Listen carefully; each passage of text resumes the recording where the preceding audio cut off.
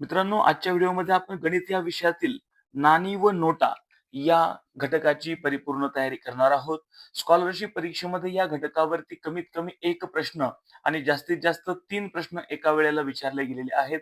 इयत्ता 4थीला सुद्धा असेच प्रश्न या घटकावरती विचारले जातील. मित्रांनो, मागील ज्या काही पेपर झालेले आहेत त्यामध्ये एकूण 15 प्रश्न या घटकावरती विचारण्यात आलेले होते. त्यापैकी एक प्रश्न हा बाद झालेला होता.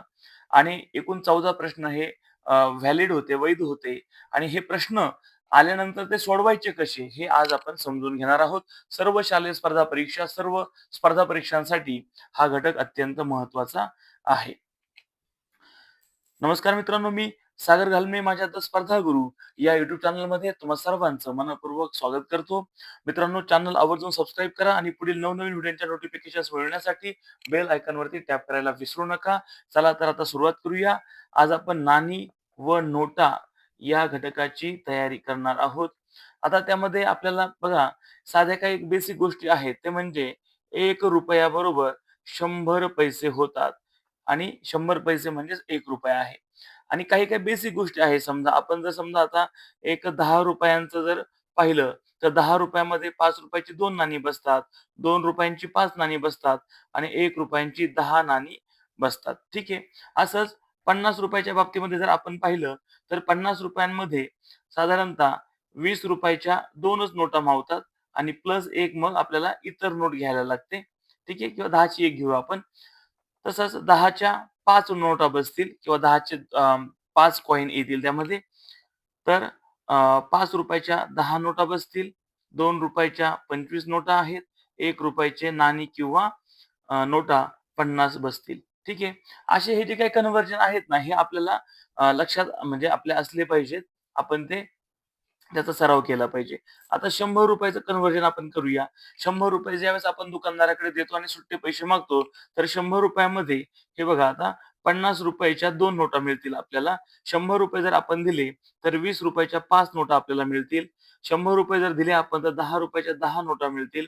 ₹100 जर सुट्टे करायला दिले, तर ₹5च्या आपल्याला 20 नोटा मिळतील आणि ₹1चे आपल्याला 100 कॉइन किंवा नोटा मिळतील. ठीक आहे मित्रांनो.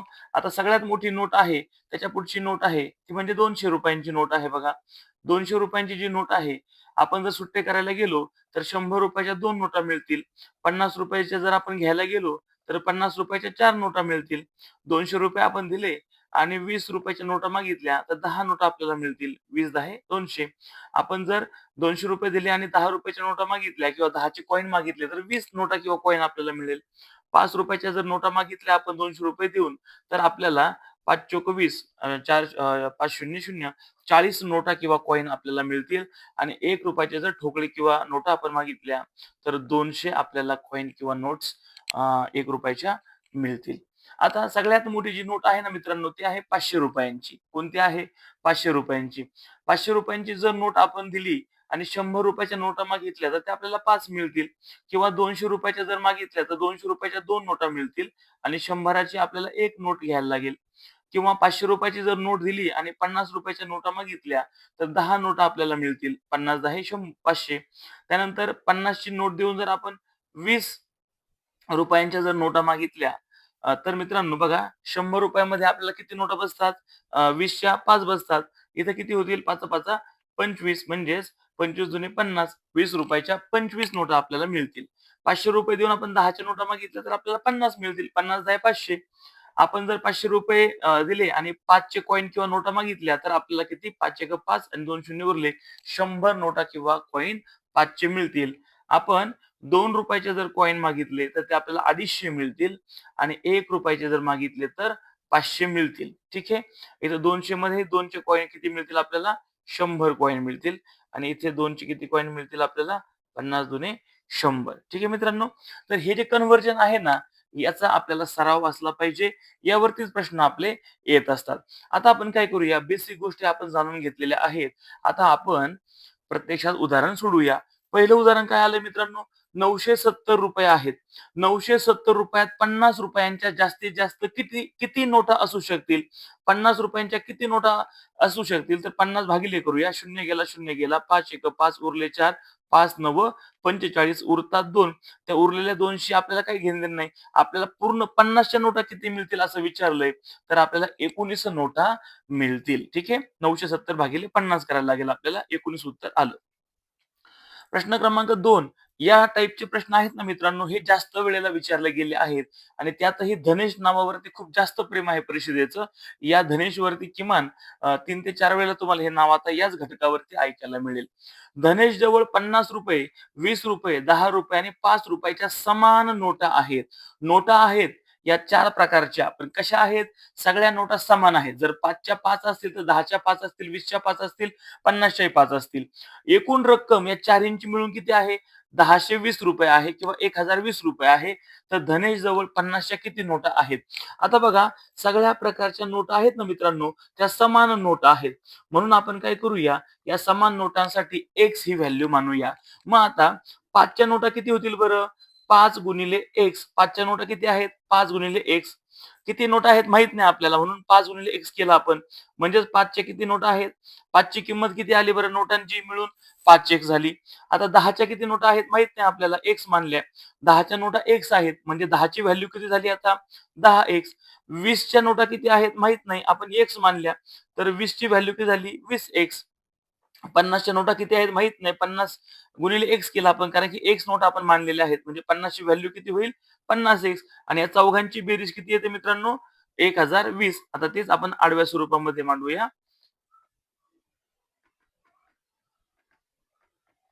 आता यांची बेरीज करायला लागेल कारण की चल X आहे, सारखं आहे. मग 50 आणि 20 70, 70 आणि 10 80, 80 आणि 5 85. X आहे ते तसेच ठेवायला लागेल आपल्याला. उजवी बाजू काही बदल झालेला नाही. आता हे 85 इथं गुणिले आहेत. आता उजव्या बाजूला ते 85 काय होतील? भागिले होतील. आता इथे दोन्ही ठिकाणी 5 आहे, इथे 5 आहे, इथे 0 म्हणजे 5 न भाग जाईल. 5 एक 5 उरले 3, 5 7 35, 5 दुने 10 या दोनाला जाईल. 5 0 0, 5 चोक 20, 17 एक 17 उरले 20 मधून 17 गेले 3 उरले. 3 आणि 4 34 होतील. 17 दोन्ही 34. म्हणजेच मित्रांनो समान नोटा आहेत 12. म्हणजे X बरोबर 12 म्हणजे 12 5च्याही 12 नोटा आहेत, 10च्याही 12 नोटा आहेत, 20च्याही 12 नोटा आहेत आणि 50च्या सुद्धा 12 नोटा आहेत. म्हणजेच उत्तर आहे मित्रांनो 50च्या किती नोटा? तर 50च्या 12 नोटा आहेत. आता कधी-कधी असाही प्रश्न येतो, की एकूण सर्व नोटा किती आहेत? मग आता लक्षात घ्या 5च्या 12 आहेत, 10च्या 12 आहेत, 20च्या 12 आहेत आणि 50च्या देखील 12 आहेत. किती वेळेला 12 आले? 1, 2, 3, 4. 12 चोक 48. सगळ्या मिळून चारही प्रकारच्या मिळून किती नोटा आहेत? 48. असे सुद्धा प्रश्न विचारले जातात. ठीक आहे. आता जाऊया प्रश्न क्रमांक 3 कडे. प्रदीप जवळ ₹100 नोटांच्या संख्येच्या पावपट नोटा ₹500, निमपट नोटा ₹50 व दुप्पट नोटा ₹1 असे मिळून एकूण ₹10,080 आहेत. तर प्रदीप जवळ ₹100 किती नोटा आहेत? मला असं वाटतं की या प्रकारामधला हा जो टाइप आहे ना, हा थोडा किचकट आहे. बाकी सगळे प्रकार हे सोपे आहेत आणि असा टाइप आला तरी काही घाबरून जाऊ नका. हे बघा, प्रदीप नावाच्या मुलाजवळ किती आहेत? ₹100 आहेत. ₹100च्या काही नोटा आहेत. आता त्या किती नोटा आहेत हे आपल्याला माहित नाही. म्हणून त्या ₹100च्या आपण X नोटा असं मांडलंय. कारण की Xच्या पट म्हणजे Xशी तुलना करून इतर रकमेच्या नोटा आहेत. म्हणून X ही आपण आता ₹100 X ही व्हॅल्यू मानूया. आता बघा, समजा ₹100च्या X नोटा आहेत. ठीक आहे. म्हणजेच काय 10 असतील, 20 असतील, 30 असतील काय ते लमसम. परंतु X आपण मानलेला आहे. आता म्हणजे 100ची व्हॅल्यू किती होईल मित्रांनो? तर 100x होईल. ठीक आहे. आता बघा 500च्या बाबतीमध्ये काय आहे बघा. 500च्या ₹100 नोटांच्या संख्येच्या या Xच्या म्हणजे हे X म्हणजे 100 रुपयाच्या नोटांची संख्या आहे. या Xच्या पावपट नोटा ₹500 आहेत. पावपट म्हणजे किती? Xच्या 1/4 पट. पावपट म्हणजे 1/4 पट. ठीक आहे. 4 भागांपैकी आपण 1 भाग रंगवतो म्हणजे पाव भाग रंगवतो आणि पावचा अपूर्णांक आहे 1/4. म्हणजेच ₹500च्या किती नोटा आहेत मित्रांनो? तर ₹500च्या 1/4 नोटा आहेत. ठीक आहे. 1/4 म्हणजेच ₹500ची किती व्हॅल्यू होईल? 500 गुणिले 1/4 सरळ रूप देता येईल 4 एक 4 उरला 1, 4 दुने 8 उरले 2, 4 पंचे 20 म्हणजेच 500 ची व्हॅल्यू झाली 125 एक्स. ठीक आहे. आता बघा 500चं पण मिटलं. आता आहे पुढं 50चं. पुढे काय आहे? 50च्या नोटांचं आहे पहा. 50च्या नोटा किती आहेत मित्रांनो? काय म्हटलंय? एक्सच्या निमपट नोटा ₹50 आहेत. निमपट एक्सच्या हां. एक्स म्हणजे ₹100 नोटांची संख्या आहे. या एक्सच्या निमपट. निमपट म्हणजे किती? जर एक्स 10 आहे ना, तर 50च्या निम्म्या म्हणजे 5 असतील. असं समजूया. निमपट म्हणजे अर्ध्या. एक्सच्या अर्ध्या. तर किती होतील त्या मग? x/2 ठीक आहे. म्हणजेच 50 ची व्हॅल्यू होईल मित्रांनो 50 गुणिले 1/2 सरळ रूप देऊया. 25 दुने 50 म्हणजे 50 ची किंमत झाली 25 एक्स. आता जाऊया तिसऱ्या प्रकारच्या नोटा आहेत. 1 च्या नोटा आहेत. आता या ₹1 नोटा किती माहिती का? प्रदीपच्या ₹100 नोटांच्या संख्येच्या तुलनेत दुप्पट नोटा ₹1 आहेत. दुप्पट. एक्सच्या दुप्पट. दुप्पट म्हणजे एक्स गुणिले 2 म्हणजेच याची किती व्हॅल्यू होईल मित्रांनो? 2x. ₹1 किती व्हॅल्यू होईल? किंमत होईल 2x. आता हे सगळे रुपये मिळून 10,080 आहेत. आता ₹100 किती आहे बरं व्हॅल्यू? 100x. 500 ची किती व्हॅल्यू आहे? 125x. 50 ची व्हॅल्यू किती आहे? 25x आणि ₹1 ची व्हॅल्यू आहे 2x आणि सगळ्यांची मिळून किंमत आहे 10,080. आता बेरीज करूया. 100 आणि 125 225, 225 आणि 25 250 आणि हे किती होतील 252 हे 2x आहेत ना मग होतील 252x बरोबर 10,080. आता हा जो x आहे ना इथं 252 त्याला गुणिले आहे. मग त्याला उजव्या बाजूला घेऊया तो भागिले होईल. ठीक आहे. मग आता यांना सरळ रूप देऊया आपण. आता इथे 2 न हे बघा मित्रांनो सरळ आपल्याला काही 2 ने वगैरे भाग द्यायची गरज नाहीये किंवा 4 न वगैरे द्यायची गरज नाही. डायरेक्ट भाग जातोय बघा कसा? हे बघा बेचोक 8 आणि 25 चोक 100 म्हणजे 252 चोक 1008 आणि हा शून्य आहे तसाच मांडला. म्हणजे मित्रांनो किती 40 एक्स ची व्हॅल्यू किती आली? 40. प्रदीप जवळ ₹100 किती नोटा आहेत? तर प्रदीप जवळ ₹100 40 नोटा आहेत. आलं लक्षामध्ये? 40 नोटा आहेत. ठीक आहे. आता जाऊया पुढे. म्हणजेच मग जर असं आलं असतं समजा, असाही प्रश्न येऊ शकतो ना. आता ₹100 नोटा किती झाल्या? 40. मग आता या 40च्या पावपट, पावपट म्हणजे 500च्या किती नोटा असतील मग 40च्या पावपट म्हणजे 40 ला भागीले 4 करा म्हणजे 10 नोटा आहेत 500च्या. 50च्या 100च्या निम्म्या आहेत. म्हणजे जर 100च्या 40 आहेत तर 50च्या किती आहेत? 20 आहेत. आणि जर 100च्या 40 नोटा आहेत तर ₹1च्या दुप्पट. ₹1च्या दुप्पट म्हणजे 80च्या दुप्पट. अच्छा सॉरी 40च्या दुप्पट 80 अशा पद्धतीने ह्या नोटा असतील आणि याच्याही पुढे जाऊन जो प्रश्न विचारला की एकूण चारही प्रकारच्या किती नोटा तर 40 आणि 10 50 50 आणि हे जे 100 आहेत 80 आणि 20 100 आणि हे 50 150 सगळ्या नोटा होतात. परंतु आपलं जे उत्तर आहे की ₹100च्या नोटा किती तर पर्याय क्रमांक 3 40 हे त्याचं उत्तर आहे. जाऊया पुढे. प्रश्न क्रमांक 4 मध्ये पुन्हा धनेश आलाय. धनेशकडे 50 व ₹100 प्रत्येकी 8 नोटा त्यानं बँकेत दिल्या आणि त्या रकमेच्या बदल्यात त्याने 10च्या नोटा मागितल्या तर त्याला ₹10च्या किती नोटा मिळतील? त्यांनी काय केलं? प्रत्येकी हा शब्द महत्वाचा आहे. 50च्या 8 नोटा, 100च्या 8 नोटा त्यानं बँकेमध्ये ती जी रक्कम आली ती जमा केली. किती येईल ते बघा. 8 पंचे 40, 8 शून्य शून्य आणि 8 8 10 80 उरलेला शून्य मांडला. दोन्ही मिळून किती होतील? 8 आणि 4 12 हे 2 शून्य आहे तसेच मांडून दिले. म्हणजे ₹1200 रक्कम त्यानं बँकेमध्ये जमा केली आणि आता तो काय म्हणतोय, या बदल्यात मला 10च्या नोटा द्या. म्हणजे भागिले 10 करावं लागेल. एकूण रकमेला भागिले 10. शून्य गेला, शून्य गेला. म्हणजेच मित्रांनो उरले 120 म्हणजे 120 नोटा 10च्या त्याला मिळतील.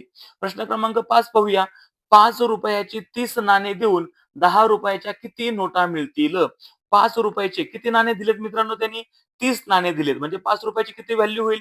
5 त्रिक 15, 5 शून्य शून्य म्हणजे ₹5चे 30 नाणे देऊन त्याला ₹150 मिळालेत. आता ह्या 150च्या बदल्यात त्याला काय करायचंय? 10च्या नोटा घ्यायच्यात. तर 10च्या किती नोटा मिळतील? 150 भागिले 10 केलं. शून्य गेला, शून्य गेला. किती उरतं मित्रांनो? 15. म्हणजेच 5चं उत्तर आहे पर्याय क्रमांक 3 15. आता जाऊया पुढे. तुम्हाला वाटत असेल की फास्ट होतंय. कमी वेळेमध्ये आपल्याला जास्त हे उदाहरणं सोडवायची आहेत, जास्त माहिती मिळवायची आहे म्हणून आपण थोडंसं फास्ट घेतोय. तुम्हाला वाटलं बुवा एखादा प्रश्न फास्ट होतोय, तर तुम्ही रिवाइंड करून किंवा व्हिडिओ स्लो करून तुम्ही ते पहा. प्रश्न क्रमांक 6 मध्ये काय म्हटलंय? जोसेफने ₹3.5 ला एक पेन्सिल ₹3.5 ला आता 3.5 कसे लिहितात हे बघा अगोदर.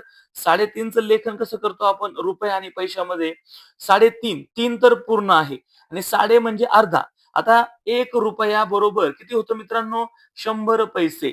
मग जेव्हा आपण अर्धा रुपया लिहितो ना, त्यावेळेला 100चे अर्धे किती होतील? 50 आणि ज्यावेळेला आपण पाव किंवा सव्वा लिहितो ना, त्यावेळेला 100चे पाव किती होतील? 25 पैसे. आता साडे आले, दीड आलं, अडीच आलं, साडे असे शब्द ज्यावेळेस कानावर पडतील, तेव्हा सरळ पैशामध्ये 50 पैसे लिहून टाकायचे. आता त्यांनी काय केलंय? ₹3.5 ला एक पेन्सिल या दरानं त्यांनी अर्धा डझन पेन्सिली घेतल्या. किती डझन पेन्सिल घेतल्या? अर्धा डझन. आता मित्रांनो 1 डझन म्हणजे 12 आणि मग अर्धा डझन म्हणजे किती? 6 पेन्सिल. ठीक आहे. पुढे काय म्हटलेलं आहे बघा. ₹12.5 चा एक पेन या दराने 2 पेन विकत घेतले. ठीक आहे. मग त्यांनी दुकानदाराला ₹50 ची नोट दिली, तर दुकानदार जोसेफला किती रुपये परत करेल? ठीक आहे. आता आपल्याला ₹12.5 चा पेन आहे. आता 12.5 चं लेखन कसं करणार आहे आपण? 12.5 12 तर पूर्ण आहेत म्हणून रुपयामध्ये 12 लिहिले. आता साडे शब्द आल्यामुळे पैशामध्ये आपण 50 लिहिणार आणि किती पेन घेतलेत? 2 पेन घेतलेत. आता या पेन्सिलची आणि पेनाची किंमत काढायची आपल्याला. 50 दुने 100 100 आल्यामुळे 2 शून्य इथे राहतील. ₹1 पुढे जाईल. 12 दुने 24 आणि 1 25 म्हणजे पेनांची किंमत झाली 25. आता इथे काय होईल? 6 शून्य शून्य 6 पंचे 30 हातच्याले 3 पुढे पाठवले. 6 त्रिक 18 18 आणि 3 21 म्हणजेच मित्रांनो ₹25 पेनाचे, पेन्सिलीचे 21 दोन्ही मिळून झाले ₹46. दुकानदाराला त्याने 50 ची नोट दिली आणि ₹46 दुकानदारानं काढून घेतले. 50तून 46 गेले. उरले किती? 4. ₹4 जोसेफला पाठीमागे मिळाले. 6चं उत्तर आहे पर्याय क्रमांक 3, 4. प्रश्न क्रमांक 7 मध्ये काय म्हटलंय मित्रांनो, श्रीकांतनं ₹900 जे घड्याळ आहे, ते खरेदी केलेलं आहे. त्याने दुकानदाराला ₹10, ₹20, ₹50, ₹100 च्या समान नोटा दिल्या. समान शब्द महत्वाचा आहे. तर त्यानं ₹20 एकूण किती नोटा दिल्या? आता समान नोटा आहेत ना मित्रांनो सगळ्या प्रकारच्या, 4 प्रकारच्या नोटा आल्यात. समान नोटा आहेत. हे उदाहरण पहिलं पण आलेलं आहे. तिथं ₹50 विचारली होती. आता इथे ₹20 विचारले. फक्त व्हॅल्यू बदलली आहे. तिथं मला वाटतं 1080 काहीतरी होतं. आता इथं 900 आहे. थोडाफार बदल आहे. उदाहरण तेच आहे, स्वरूप तेच आहे मित्रांनो. म्हणून हे उदाहरणं व्यवस्थित सोडवले ना, याचा सराव केला ना, हेच पुढे येणार आहे. समान नोटा आपण एक्स मानल्या. आता मग ₹10 किती नोटा? ₹10 एक्स नोटा. एक्स नोटा म्हणजे 10 ची व्हॅल्यू झाली 10x. आता हे करण्यापेक्षा आपण सरळही मांडू शकतो. 10 च्या नोटा झाल्या 10x व्हॅल्यू, 20 च्या 20x, 50 च्या 50x, 100 च्या 100x. ती किंमत आहे. आता ह्या नोटा नाही, ही किंमत आहे आणि एकूण रक्कम आहे 900. आता बेरीज करूया. 100, 150, 170 आणि 180 x बरोबर 900. आता हे 180 तर गुणिले आहेत. इकडे काय होतील 900 ला ती भागिले होतील. 900 भागिले 180. शून्य गेला, शून्य गेला. 18 पंचे 90 म्हणजे समान नोटा आहेत 5. 100 व्हॅल्यू आली 5. म्हणजे 10 च्या 5 आहेत, 20 च्या 5 आहेत, 50 च्या 5 आहेत आणि 100 च्या 5 आहेत. त्यांनी फक्त विचारलं ₹20 किती नोटा आहेत? उत्तर आहे पर्याय क्रमांक 3, 5. आणि असं विचारलं असतं सगळ्या प्रकारच्या किती नोटा आहेत? तर 4 प्रकारच्या नोटा आहेत. प्रत्येक नोटीची संख्या 5 आहे. 4 पंचे 20 असंही उत्तर आलं असतं. हे फसवण्यासाठी या ठिकाणी आपल्याला दिलेलं आहे. पण प्रश्न जर बदलला तर असं उत्तर येईल. प्रश्न क्रमांक 8 मध्ये काय म्हटलं मित्रांनो, स्वरांनी ₹15,980 फ्रिज घेतला, ₹20,740 दूरदर्शन घेतला आणि तिनं ₹2,000 19 नोटा दुकानदाराला दिल्या. तर दुकानदार स्वराला ₹10 किती नोटा परत करेल? आता पहिलं बघा, काय खरेदी केलंय स्वरानं? ₹15,980 फ्रिज, ₹20,740 दूरदर्शन. आता किती रुपयांची खरेदी केली? ही आहे खरेदीची व्हॅल्यू. दोन्हींची एकत्र व्हॅल्यू काढू. शून्याशी शून्य, 8 आणि 4 12, हातचा लेख 9 आणि 1 10 आणि 7 17, हातचा लेख 5 आणि 1 6, 2 आणि 1 3. एवढी त्यानं काय केलेली आहे? एवढ्या रुपयांची खरेदी. खरेदी केल्यानंतर आणि ते काय केलं? आता तो दुकानदाराला पैसे देतोय. त्यांनी ₹2,000 एकूण 19 नोटा दिल्या. मग एकूण किती रुपये त्यांनी दुकानदाराला दिले? 19 दुने 38 आणि हे 3 शून्य मांडून दिले. त्यांनी ₹38,000 दुकानदाराला दिले. मग ₹38,000 त्यांनी दुकानदाराला दिले. खरेदी केली त्यांनी 36,720 रुपयांची. मग आता एकूण किती रुपये शिल्लक राहतात? तर शून्यातून शून्य गेला, शून्य राहिला. इथं शून्यातून 2 जाणार नाही. म्हणून आपल्याला शेजारच्याकडनं मदत घ्यायला लागेल. इथे 9 राहतील, इथे 10. 10तून 2 गेले 8. 9तून 7 गेले 2. 7तून 6 गेला 1. 3तून 3 गेला 0. म्हणजे ₹1280 शिल्लक राहतात. आता दुकानदार काय करतोय? स्वराला ₹10 नोटा देतोय. किती नोटा परत करेल? 0 गेला, 0 गेला. म्हणजेच मित्रांनो 128 नोटा तो पाठीमागे 10च्या देणार आहे. ठीक आहे. एकूण व्हॅल्यू 1280. असाही प्रश्न येऊ शकतो, किती रुपये शिल्लक राहिले खरेदी करून 1280 किंवा दुकानदार किती रुपये परत करेल 1280 असेही प्रश्न येऊ शकतात. प्रश्न क्रमांक आता 9 आहे पहा मित्रांनो. सहलीसाठी हा प्रश्न बाद केलेला आहे. कसा बाद झालाय ते लगेच कळेल तुम्हाला. पण सराव करूया आपण. जरी बाद झाला असला तरी तो पाहूया. सहलीसाठी 39 विद्यार्थ्यांनी प्रत्येकी ₹252 जमा केले. किती रुपये जमा केले? ₹252. मग एकूण किती जमा झाले? गुणाकार करायला लागेल. 9 दुणे 18, हातचा आला 1, 9 पाचा 45 आणि 146, हातच्याले 4, 9 दुणे 18 आणि 4 22. 3 आता दशकानं गुणणार म्हणून 0 घेतला. 3 दुणे 6, 3 पाचे 15, हातचा आला 1, 3 दुणे 6 आणि 1 7. बेरीज करूया. 8 8, 6 आणि 6 12, हातचा आला 1, 5 आणि 6 आणि 2 8, 7 आणि 2 9. एवढी किंमत जी आहे, एवढी रक्कम सहलीसाठी विद्यार्थ्यांनी शाळेत जमा केली. आता त्यामध्ये काय म्हटलंय? ₹500च्या 40 नोटा व उरलेल्या ₹5 नोटा होत्या. आता मित्रांनो हे लक्षात घ्या, ₹500च्या जर 40 नोटा होत्या, हे 3 शून्य मांडले, 5 चोक 20 म्हणजे हेच होतात ₹20,000. मुळात रक्कमच झालेली जमा 9,828. म्हणून हे 5च्या नोटा काढायचा प्रश्नच येत नाही, कारण की ही व्हॅल्यूच जास्त होते. याच्यामुळे हे उदाहरण परीक्षेनं 32व्या क्रमांकाचा 2020 साली प्रश्न होता हा, तो बाद केलेला आहे. प्रश्न क्रमांक 10 पाहूया. जीवननं काय केलंय? ₹50, ₹100, ₹500च्या प्रत्येकी 2 नोटा बँकेत दिल्या आणि त्या रकमेच्या बदल्यात त्यांनी काय केलं? ₹20च्या नोटा मागितल्या. तर त्याला ₹20च्या किती नोटा मिळतील? आता प्रत्येकी बघा 50च्या 2 नोटा आहेत, 100च्या 2 नोटा आहेत, 500च्या 2 नोटा आहेत. त्यांनी या नोटा बँकेमध्ये जमा केल्या. मग किती आहेत? 50 दुने 100, 100 दुने 200 आणि 500 दुने 1000. किती रुपये होतील मित्रांनो? हे 2 शून्य आहेत असे मांडले. 2 आणि 1 3, 1शी 1. एकूण ₹1300 त्यानं बँकेत जमा केले आणि तो म्हणतोय मला ₹20च्या नोटा द्या. शून्य गेला, शून्य गेला. 20 भागिले करायला लागेल. बेसाई 12, उरला 1, बेपंचे 10. तर 65 नोटा ₹20च्या बँक त्याला परत करेल. 10चं उत्तर पर्याय क्रमांक 2. आता पाहूया 11वा प्रश्न. निखिल काय म्हणतोय? निखिलनं 3 चोकोबार विकत घेतले. दुकानदाराला ₹50ची नोट दिल्यावर त्याला दुकानदारानं ₹5 परत दिले. तर एका चोकोबारची किंमत किती? निखिलने दुकानदाराला ₹50ची नोट दिली. दुकानदाराने त्याला ₹5 मागे दिले. म्हणजेच त्यांनी खरेदी किती केली मित्रांनो? 50 मधून 5 गेले 45. ही झालेली आहे खरेदी. आणि खरेदी काय केली त्यांनी? तर ₹45चे त्यांनी 3 चोकोबार घेतले. तर मग 1 चोकोबार कितीला मिळेल? भागिले 3 केलं. 3 एक 3 उरला 1, 3 पाचे 15 म्हणजे ₹15 1 चोकोबार अ, असणार आहे. 11चं उत्तर आहे पर्याय क्रमांक 4. प्रश्न क्रमांक 12 पाहूया. ₹200च्या 40 नोटा देऊन ₹500च्या किती नोटा येतील? ₹200च्या 40 नोटा देऊन ₹500च्या किती नोटा येतील? ठीक आहे. मग आता काय करूया? ₹200ची किती व्हॅल्यू आली? 4 दुने 8 हे 3 शून्य जे आहेत ते मांडून दिले शेवटी. आता यालाच भागिले काय करावं लागेल? आपल्याला 500 कारण 500च्या नोटा आपण मागतोय. 2 शून्य गेले, 2 शून्य गेले. 5 1 5 उरले 3. 5 6 30. तर एकूण 16 नोटा मिळतील. हेच उदाहरण आपण आहे ना मित्रांनो असंही करू शकतो. 200 गुणिले 40 ₹200च्या 40 नोटा याच्या बदल्यात आपल्याला काय पाहिजेत? 500च्या नोटा पाहिजेत म्हणून भागिले 500 करा. 2 शून्य गेले, 2 शून्य गेले. 5 1 5, 5 8 40, 8 2 16. म्हणजे ह्या दोन्ही प्रकारे आपण हे उदाहरण सोडवू शकतो. 12चं उत्तर पर्याय क्रमांक 1 16. प्रश्न क्रमांक 13 मध्ये काय म्हटलंय? ₹2000च्या 6 नोटा. आता 2000ची नोट बंद झालेली आहे. त्याच्यामुळे आता 500 वरती आपल्याला येऊ शकतं. ₹2000च्या 6 नोटा बदलून